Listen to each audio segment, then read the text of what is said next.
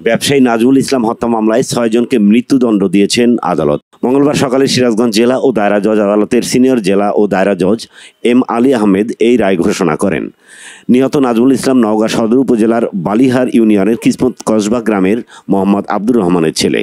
মৃত্যুদণ্ডপ্রাপ্ত আসামিরা হলেন গাইবান্ধা জেলার পাকুন্দিয়া গ্রামের মোহাম্মদ হায়দার আলীর ছেলে মোহাম্মদ খাজা মিয়া, হরিনাথপুর বিষপুকুর গ্রামের মৃত ফয়েজ উদ্দিনের ছেলে এনামুল, দরগাপাড়া গ্রামের মৃত মজিবর শেখের ছেলে মোজাহিদ, দরগাপাড়া গ্রামের হায়দার আলী, দরগাপাড়া গ্রামের বসু, মাদারদহ পূর্বপাড়া গ্রামের সাইদুল ইসলাম, রামনগর গ্রামের নজরুল ইসলাম সরকারের ছেলে মিলন সরকার।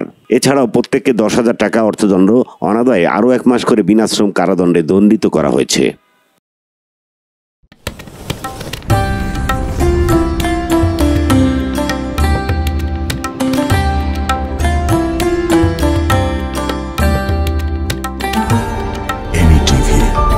স্বাধীন বাংলার স্বাধীন কণ্ঠ।